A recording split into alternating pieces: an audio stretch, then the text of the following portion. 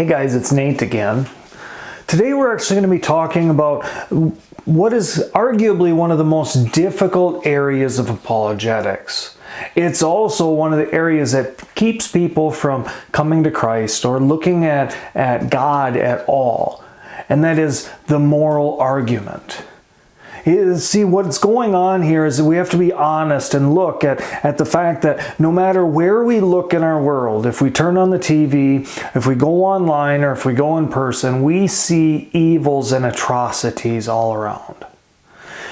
When we turn around and we see these sort of things, does that mean that God doesn't exist? Right? Because certainly if God existed, He wouldn't allow things like this to happen. That's the argument. The other side of this argument is, if God does exist, He certainly can't be good, because a good and loving God wouldn't allow people to go through this suffering. See, when we turn around and we look at this, when we investigate further, we have to understand that this argument, this two-sided argument, is very different than the rest of the things that we tend to look at in apologetics. See, we have to understand that when we look at life, right, as Os Guinness said, he says it is as brief as a candle and as fragile as an eggshell, right?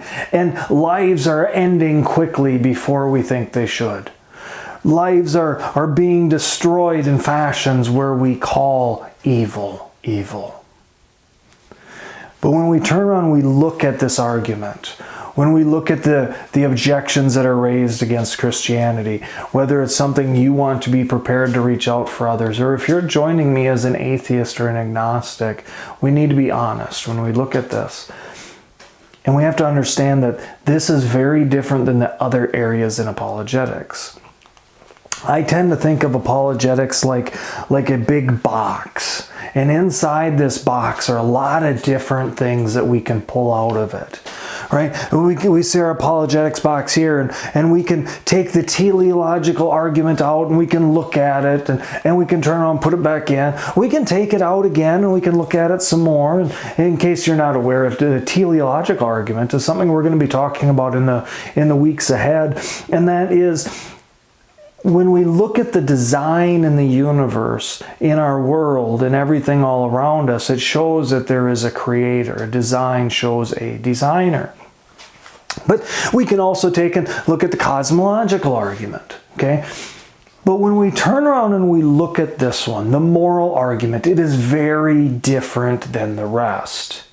See, and we have to understand that when we grab this argument, this box, and we start looking at it, one thing that makes it different is how we approach it and where the question is coming from. You see, when we turn around, we look in this moral argument box, we have the emotional and we have the intellectual. Two very different things.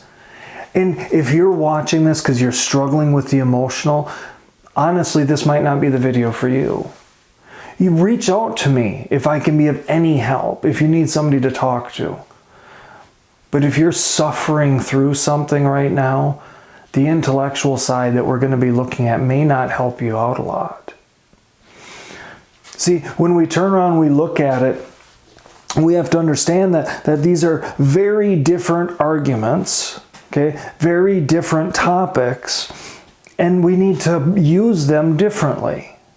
Now, I have always loved woodworking, and this is one of the ultimate hand planes. It's just a thing of beauty. And if you turn around and if you know how to use this and use it well, and you hone it, you can take whisper-thin shavings. Okay? And you can take and use it to help your piece of furniture that you're building excel to the next level. Okay? And this is a pickaxe.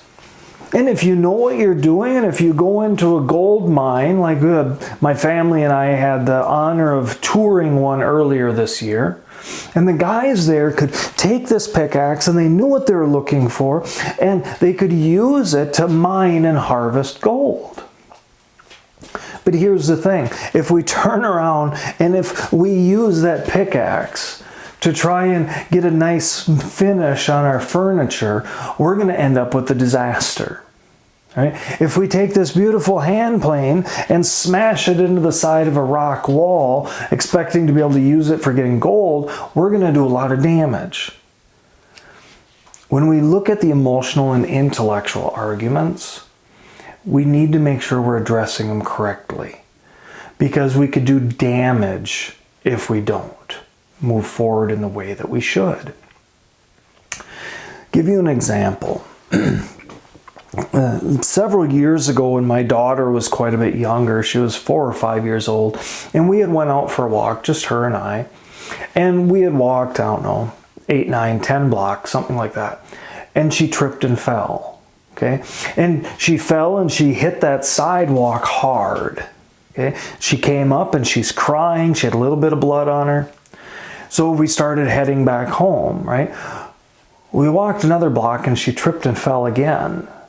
By the time we got home, she had actually fallen 4 times. I just carried her because I didn't want her to get harmed anymore. Well, what we had found was her hip was actually a little bit out of place. So one leg was just a little bit longer than the other, and that's what was causing her to fall. Now, when she was crying, right? Because by the time she had fallen that second time, she was covered in blood, okay? When she was crying, how helpful it would have been for me to explain to her how blood platelets work and how it can help stop the bleeding, and she'll be okay because she's not going to just continue to bleed, or that we can find out what's causing her to trip and get that taken care of. That's not what she needed in that moment. She needed me to show compassion, to show love, right? She needed me to come alongside her. If I would have done the other thing, if I would have turned around and just explained to her how blood clots, I would have appeared very callous, unloving, right? It would have been harmful in that situation. Likewise, if somebody is trying to understand the intellectual side of this argument, of the moral argument, and I go up and give them a hug, it's not going to be helpful and it's going to be harmful. We need to make sure that we're moving correctly into this one. But the other thing is not only do we need to make sure that we are separating this correctly so that if we are talking to someone, we are approaching them in the right manner. But we also need to make sure that when we're having these conversations, we are separating things out as well. You see, when we turn around and we look at things and we're trying to look at the intellectual side, don't get pulled into the emotional. Keep them separate. But the other thing we have to realize is this is not a new argument. This is not a new problem. This has been going on since almost the beginning of time. And in Habakkuk, one of the books of the Old Testament, we see this cry being echoed throughout. It says, "How long, O Lord, will I call for help, and you will not hear? I cry to you violence, yet you do not save. Why do you make me see iniquity and cause me to look on wickedness? Yes, destruction and violence are before me. Strife exists and contention arises. Therefore the law is ignored and justice is never upheld. For the wicked surround the righteousness. Therefore justice comes out perverted." See, this cry has been heard. These emotions have been felt. These things have been witnessed. This isn't anything new. Okay? But furthermore, how do we address this moral argument? I think the Apostle Paul said it well. In Romans 12:15, when he said, "Rejoice with those who rejoice and weep with those who weep." You know, just like my daughter needed somebody to come alongside her and care for her. When we are talking with somebody that is suffering through the evils, the atrocities, or the sicknesses that come in this life, that's what we need to know. We need to come alongside them. We need to care for them.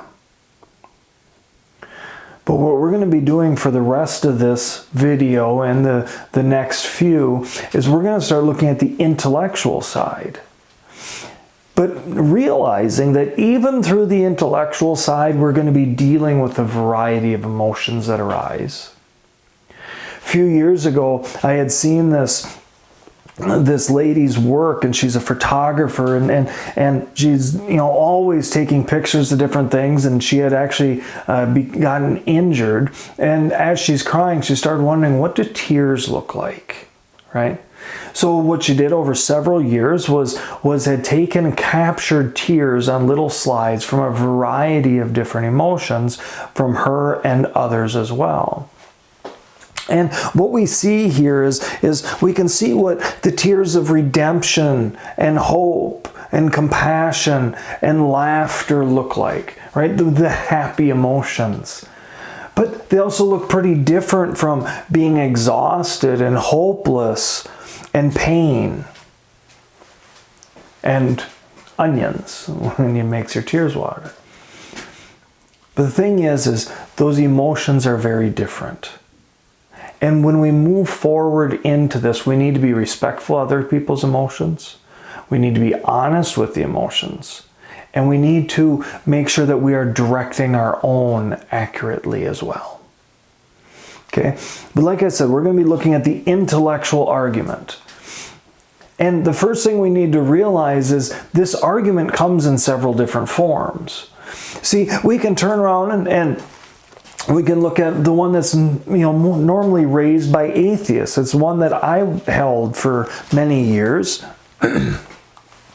Evil disproves God's existence. Right? When we look at all the evil and suffering around, like I said before, surely God does not exist because he wouldn't allow such things to happen.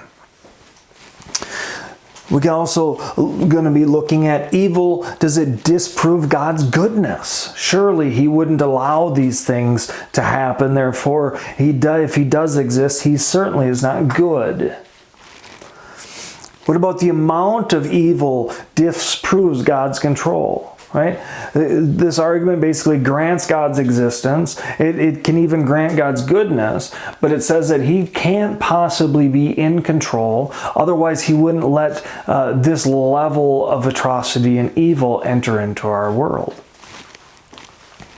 And then lastly, is there an unjust distribution of suffering and evil that disproves God, either his existence or his goodness? These are the arguments that are raised. These are the things that are thrown at Christians. And these are the things that Christians need to be able to respond to. If you're looking at this because you're trying to understand, because you want to know if Christianity is true, yet you see these things, I commend you. I really do. If you are willing to put in the time and the energy to see if God's existence is actually there, even on the flip side of the evil and suffering, that's great. And if I can ever do anything to help, reach out, please. If you're trying to figure this out, to work through it on your own and you're a Christian, hang in there. Let's look at it. Let's investigate. But the thing that we have to understand is if you're just viewing this to get prepared to reach out to others, these are real emotions that are held. And these are commendable things to try and figure out. We need to come alongside people when they're in these shoes. Okay? But when we turn around and we do this, I think it's important to understand the viewpoints that are out there, especially in this case, the atheistic viewpoint, because that's the direction that this normally comes from. And when we look at Michael Ruse in his book, The Darwinian Paradigm, he says this: morality is a biological adaptation no less than hands and feet and teeth, considered as a rationally justifiable set of claims about an objective something. Ethics is illusionary. Right? He's talking about here is that since we have evolved, since everything is just randomless processes, it's just atoms bumping into atoms in a ungoverned world, that certainly morality doesn't exist at all.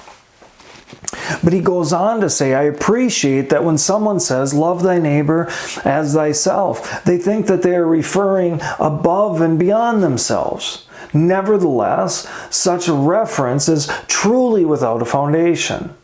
Morality is just an aid to survival and reproduction, and any deeper meaning is illusory.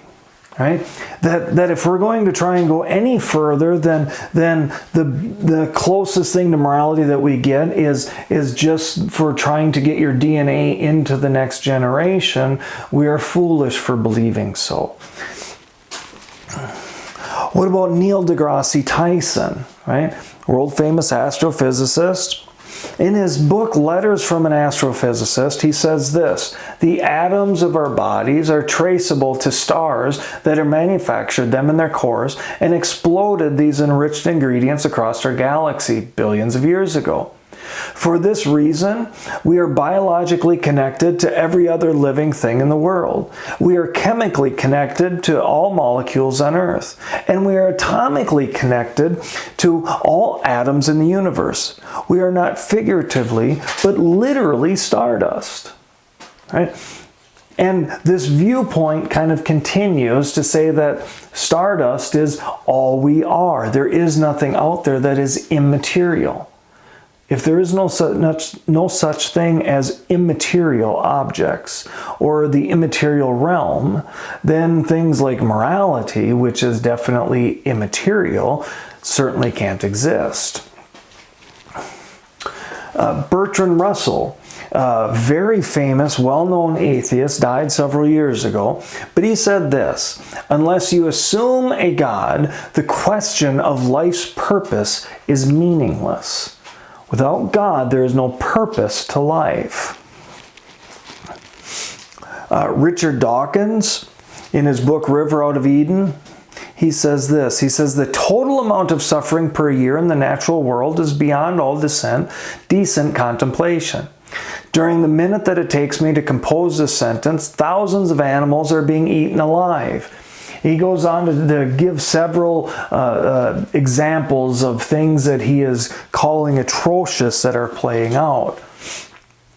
In the universe of electrons and selfish genes, blind physical forces, and genetic replication, some people are going to get hurt. Other people are going to get lucky.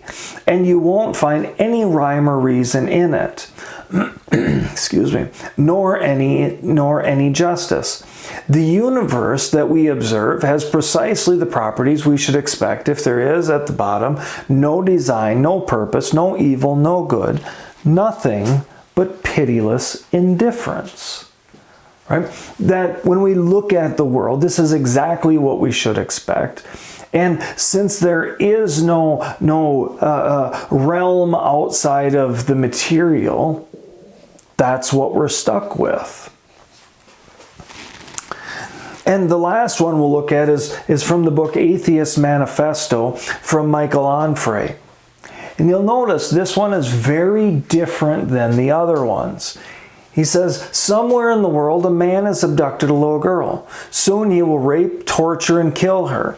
If an atrocity of this kind is not occurring at precisely this moment, it will happen in a few hours or days at most. Such is the confidence that we can draw from the statistical laws that govern the lives of 6 billion human beings. The same statistics also suggest that this girl's parents believe at this very moment that an all-powerful, all-loving God is watching over them and their family. Are they right to believe this? Is it good that they believe this? No, that's his answer. Notice how different that is. That's the emotional side. But the emotional side is commanding that because we see this evil and this atrocity, that God certainly does not exist, if you continue reading in his book. But how do we move forward? Right? How do we understand God's existence when we turn around and we look at the evils that we are witnessing all around? Well, the first thing that we have to understand is that if God doesn't exist, there is no such thing as evil. There is no such thing as good. There is no such thing as suffering. That may sound a little foolish, okay? But here's the thing. The only way we can call things evil is if there is a standard of good. C.S. Lewis, in his book Mere Christianity, says it this way. He says, my argument against God was that the universe seemed so cruel and unjust. right? That's exactly what we've been talking about. Everywhere we look, that's what we see. But he goes on to say, but how had I gotten this idea of just and unjust? A man does not call a line crooked unless he has some idea of a straight line. What was I comparing this universe with when I called it unjust? See, what he's getting at here is unless God exists, unless there's this standard above us, right, that gives us the ability to know what good is, we can't possibly say that things are evil. Unless we know what straight is, we can't possibly know what crooked is. Here's another way to think about it. A few minutes ago I said I enjoy woodworking. I have for many years. I also enjoy tools in general. And if you go online, many places you can find tools that people just don't know what the intended purpose is, what they were created for. And here is one tool from many different angles that shows one of these situations, right? No clue what it's for. Are there pieces missing? Right? Is this in bad shape compared to how it was originally? Will it function as it was intended to? See, we can't possibly know the answers to those things unless we have something to compare it to, right? When we turn around and we look at the world that we're in, unless there is a standard above and outside of ourselves, we can't possibly know what is good and what is evil. Furthermore, if there is no immoral realm, if there is nothing that is, I'm sorry, not immoral, immaterial, if there is no immaterial realm, if there is nothing in this world that is immaterial, then certainly we can't say that things are good and evil, because those are immaterial things. Right? Same as logic. There is no such thing as immaterial logic if immaterial doesn't exist. The laws of logic is what allows us to communicate with others. The laws of morality is what helps us act accordingly and justly with each other. See, if we turn around and if we look at it, if all there is the material realm, right? If you are as vastly different from me as two things that are made out of atoms can be, if there is nothing that connects us, then we certainly can't be on the same line when it comes to morality. We'll talk more about that in future videos. But here's the thing, unless there is the immaterial and unless there is a standard above us, then we can't possibly know and be able to show what is evil. It's all a preference at that time. See, if there isn't an absolute goodness, an absolute justness, then the evils and atrocities in this world are simply something you don't like. But we know it's more than that, don't we?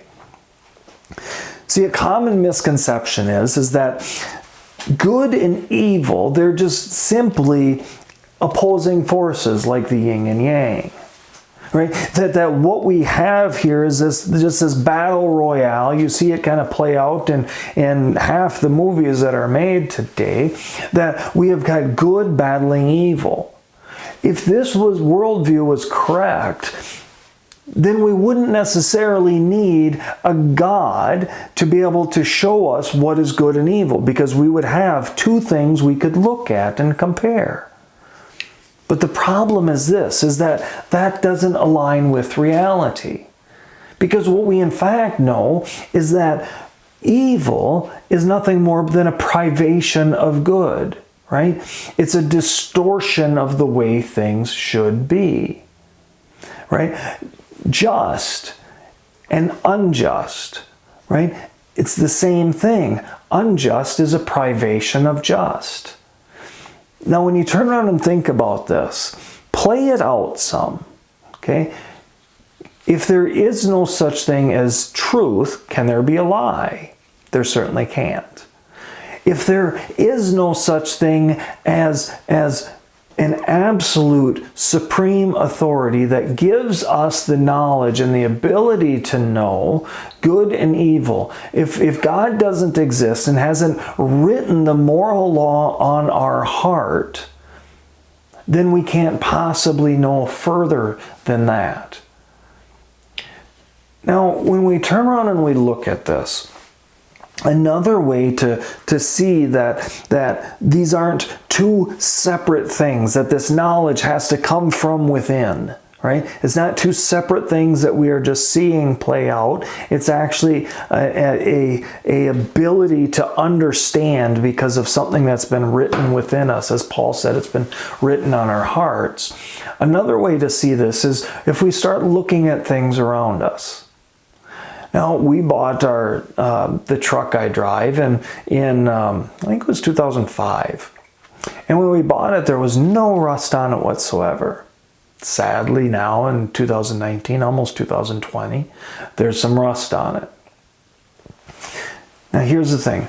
I can have a truck without rust. I can have a truck with some rust, but I can't have rust without a truck. It just doesn't make sense, right? When we turn around and we look at good and evil, we have the same thing going on here.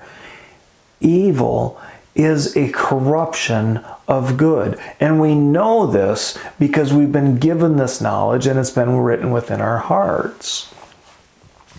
Now, Christopher. Now, when we turn around and we look, it's normally called the Epicurean dilemma. Okay, but Sam Harris, the atheist, has kind of revamped this a little bit. And he says it this way. He says, either God can do nothing to stop catastrophes like this, he just got done listing some, or he doesn't care to, or he doesn't exist. God is either impotent, evil, or imaginary. Take your pick and choose wisely. There is another possibility, of course, and this is the most reasonable and least odious. The biblical God is a fiction like Zeus, and thousands of other dead gods who most sane beings now ignore. You see what he's saying here? He lays it out very clear, and he throws it at the end that, of course, it's foolish to even believe that God exists. Now, the thing is when you let somebody talk, you often see it get tangled up in their own misconceptions.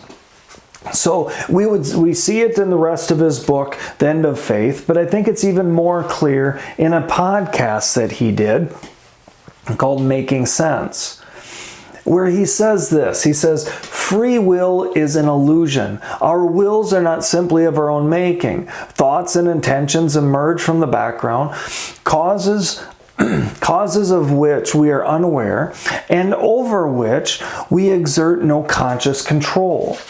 You see what he's saying here is when we turn around and we look at consciousness and free will, we have consciousness, you'll say, but we don't have free will. Problem is if we don't have free will, and if we're just atoms bumping into atoms, and if this is just something that is genetically posed, then the whole thing with choosing wisely fails miserably. But let's take a look at Sam Harris's argument, which is also known as the Epicurean dilemma. But it goes like this. If God is all powerful, he can stop evil. If God is all good, he would want to stop evil, yet evil exists. See, this is what Sam is talking about, right? That certainly, when we look at this, if God is willing and able, there would be no evil, but there is, therefore God doesn't exist. Or, if God is willing and able, and evil exists, God is certainly not good. So when we take a look at this, is he right? Right? Is this the nail in a coffin for Christianity? Well, when we turn around and we look, the first thing we have to understand is, does evil exist? Most people will say yes, evil absolutely exists. problem is, like we've already talked about in the last video, if you come from this denying God's existence, evil cannot exist.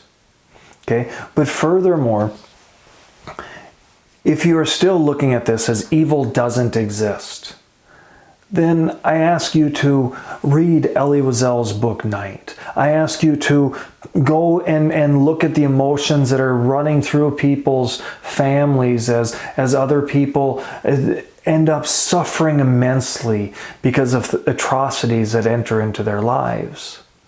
Right? We have women getting raped. We have girls that are being sold into slavery. We have men that are being beheaded. We have bullying and everything else on top of this and beyond. See, if you say evil doesn't exist, or if you hold an atheistic viewpoint, what you're left with is simply saying that's something you don't prefer.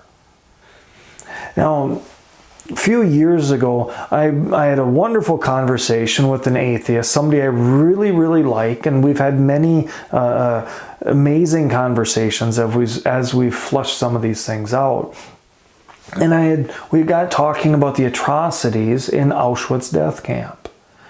And he told me, he said, Nate, what you have here is the death blow to your argument.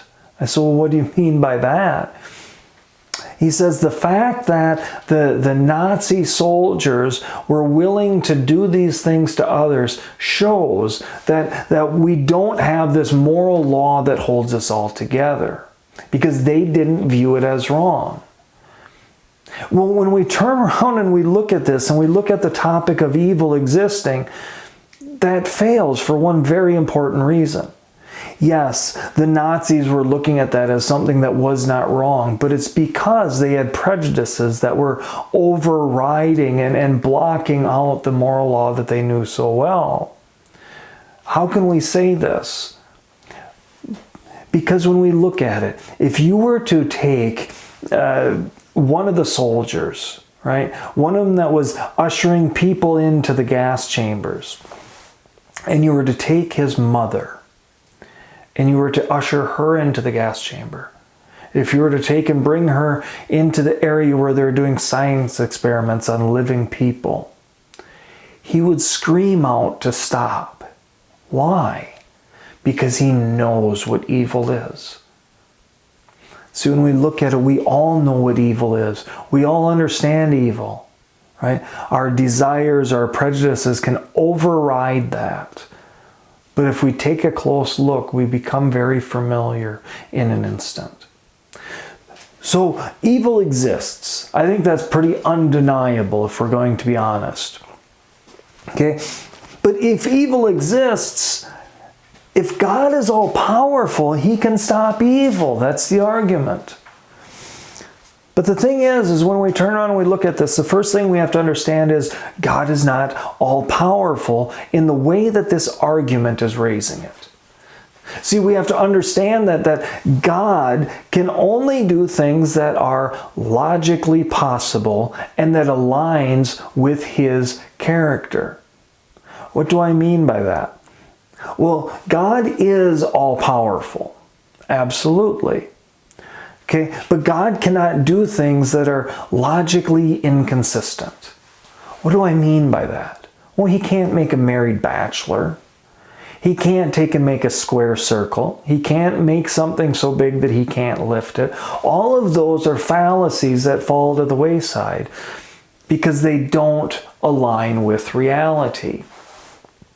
See, God is powerful and he can do all things within his power that align with his goodness that are logically conceivable.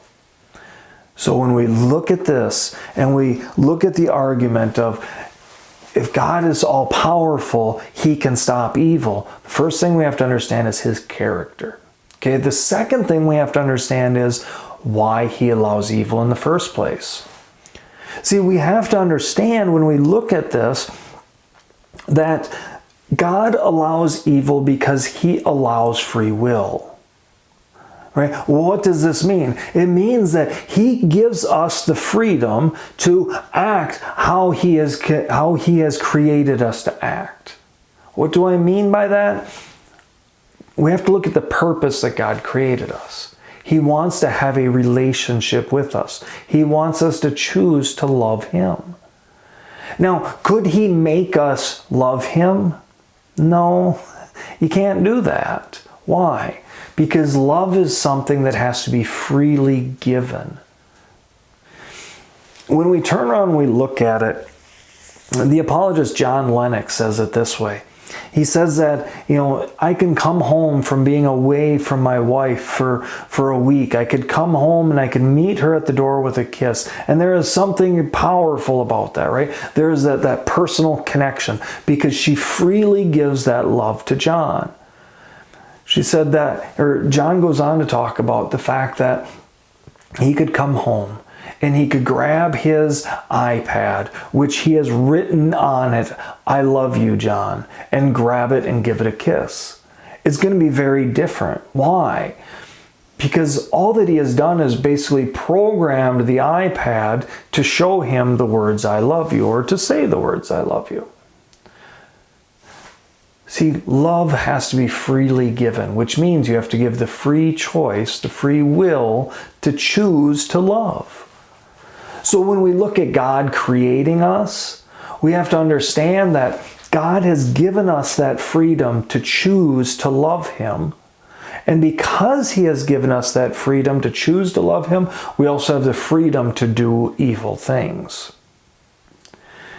When we take a look at this, it starts to pull the truth into this argument, right? It's because we have the free will that He allows the evil to happen. Okay, but what about the next thing? If God is all good, He would want to stop evil. So fine, Nate, I get it. God allows evil to happen so that we can freely choose to love Him, but He would certainly stop the amount of evil or the depth of the evil that's happening. The thing that we have to look at is kind of two sides to this. And the first thing is when we look at it, this life is short, right? We talked about that in the first video in this series. Life is short. Okay?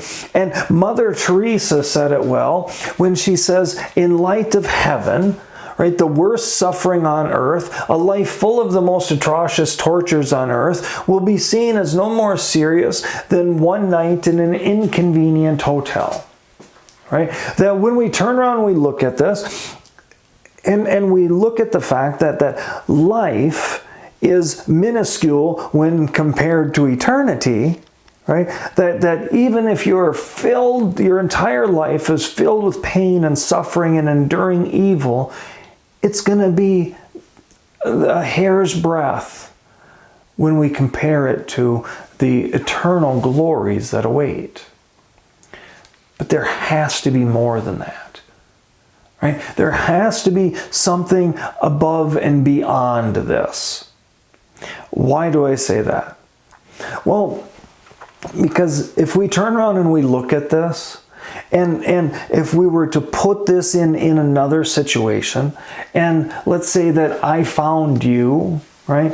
And you're walking down the street, and I came up behind you, I pulled out a gun, and I shot you in the back of the leg, and I ran away.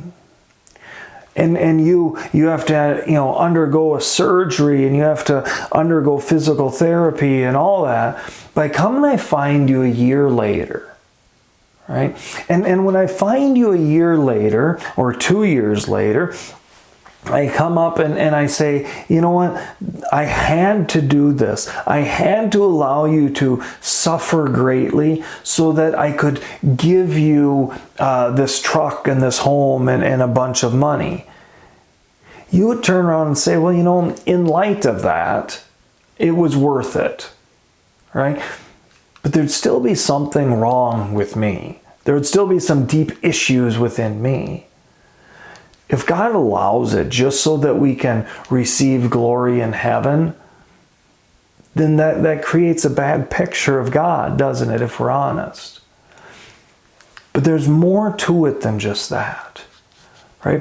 If we look once again at C.S. Lewis in his book, The Problem of Pain, he says it well when he says pain insists on being attended to. Right? Pain is something we can't turn away from, we can't ignore. It's always there, it's always present, and it always has our attention.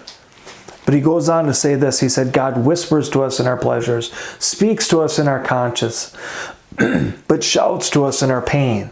It's his megaphone to rouse a deaf world, right? That pain is there. It's got a purpose to get our attention, right? Honestly, that's what happened with me, right? Like I had said before, I was an atheist for most of my life, okay? It was through pain in my own life that I ended up having to stop and take a serious look at to see if God existed. And I did it through apologetics. Okay?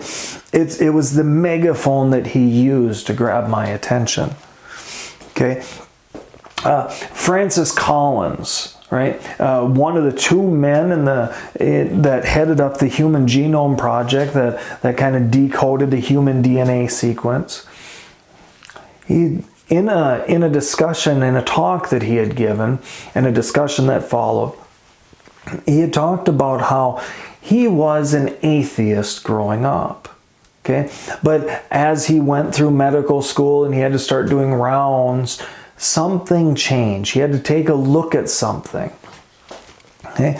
And what he said is this. He says, I watched how they handled it, talking about people in the hospital that were suffering greatly. I watched how they handled it. These good North Carolina people, many of them seemed quite at peace. They talked about their faith, and I thought, why aren't you angry with God? Why don't you shake your fist at what God has done to you? Right? When I look at everything you're going through, all the suffering that you're enduring, why aren't you outraged at this? He says. He says, but that is not what happened. They were at peace. They felt like God had been good to them, and they had been blessed, and they looked forward to what came after. He went on to talk about how this was a huge struggle for him, right? He had to understand what was going on. And when he was talking about this with someone else, they told him, you really got to read C.S. Lewis' book, Mere Christianity, which we referenced before. And Francis Collins continues. He says that as I turned the pages of that book, I realized my arguments against the faith were those of a schoolboy. I realized I had done a lot of work I realized I had a lot of work to do to come to grips with the answers to that question. Is there a God and does he care about me? You see, when he turns around and he talks about the evil and the suffering, he said that I needed to look further. I needed to investigate. Okay? And then when he encompasses this and he starts talking about not only the evil and suffering, but how this plays into people's lives, but he also talks about some of the other things that he sees, the Human Genome Project and stuff like that. He starts talking about God and how he works all this together for the good. He says it seems like there should be a mathematician and a physician behind all of this. Oh my gosh, that sounds like God. You see what Francis is saying here? He's saying that it is through watching people suffer that he came to Christ. Right? That's what opened his eyes. That's what opened my eyes. That's what opened many people's eyes. See, when we look at the suffering that's all around, goodness comes from it. We may not see it right away. We might not ever see it this side of the grave. But not only does Scripture show that goodness comes from it, that God can use all things for his glory, but the other thing is if you ask around, ask people that are Christians, ask people that walk faithfully with Christ, and I'm willing to bet that most of them are going to tell you that they have been seriously impacted or driven to the throne of Christ by watching the suffering in others, and the peace that washes over them as a result. Tim Keller says this in his book, Walking with God Through Pain and Suffering. He says, when pain and suffering come to upon us, we finally see not only that we are not in control of our lives, but that we never were. Right? It's kind of like what C.S. Lewis was saying. It's the megaphone to rouse a deaf world. But he goes on to say this. He says, you don't really know that Jesus is all you need until Jesus is all you have. See, when we turn around and we start looking at this big picture, if God has created us for the relationship with Him, to truly, truly choose to love, and if we look at the pain that ends up surrounding us in this lifetime, and it's short, but there's a purpose to it because it draws us and others to truly seek Him so that we can live how we are created to live, to walk how we're designed to walk, then there is a purpose to the pain. This is what I consider to be one of three ultimate cars, right? The 68 Shelby GT 500. Right? The Mustang of all Mustangs. But if I owned this car and I was driving it, right? And as I'm driving it, as I'm enjoying this pristine car, the brakes fail and I crash into a telephone pole. See, I would never get out of that car and turn around and say, this is not how it's supposed to be. I do not like it being this way. I see problems with the way this is. Therefore, this car does not exist. Therefore, Henry Ford never existed. Instead, what I would say is, what went wrong? Right? How did things go so awry? See, when we turn around and we look at all the pain and suffering that happens in our world, we have to understand that something has gone wrong. Something is broken. But we're not left in a place of hopelessness. We're not left in a place of distress and misery. Because what we have is we have got a Savior that has stepped from the heights of heaven to the dirt on earth to go onto the wood of a cross and to take our sins, to endure that pain, physical and emotional. He did that so that we have the opportunity to spend an eternity in paradise. Because of that love that He has for us and that offer of the relationship. See, when we turn around and we look at this world is full of pain and suffering. But we can see that only if God exists, as we talked about in the first video and then into this one, only if God exists can we actually say that things are right and wrong, good and evil. But furthermore, when we take a look at this, we have found hope, we have found purpose, and we have something to celebrate even through the tears. You know, when we take a look at Sam Harris, we've kind of looked at a couple quotes from him earlier. At one of his talks, he says this, as Richard Dawkins has observed, we are all atheists with respect to Zeus and Thor. Only the atheist has realized that the biblical God is no different. Consequently, only the atheist is compassionate enough to take the profundity of the world's suffering at face value. The problem is when we look at this, as we've seen from Sam Harris, not only has he led us to a place on his view that says there is no such thing as free will, right? Which means that the evil and suffering are no more than atoms bumping into atoms. Okay? But the other thing is what are you going to offer in that? He says we're going to take the world's suffering at face value, but what are you going to do? Right? There is nothing that can be offered. Furthermore, Bertrand Russell, remember we had looked at a couple quotes or a quote from him before, and in that quote he says, unless you assume a God, the question of life's purpose is meaningless. But he also said this: how can you talk about God when you are kneeling at the bed of a dying child? That is a powerful statement, isn't it? But we can talk about the hope, we can talk about the purpose, we can come alongside them, we can care for them, we can show compassion, we can show love. But we can also talk about the eternal. See, if you're going to come to this from the atheistic viewpoint, what are you going to say when you're kneeling next to that child? The most you can say is, don't worry, because you're going to be dirt soon. See, when we take a look at this, there is brokenness. But there is hope. There is pain. But there is a future that lays ahead where pain is nothing but a distant memory. Like I said before, we're going to kind of continue on this for a few more videos where we're going to look further into this topic. What is the origin? And what are the arguments about the origin of evil? And how does this all play out? That's what we do here at Shadowless. We bring these questions from the darkness into the light. Thank you. I look forward to seeing you again. God bless.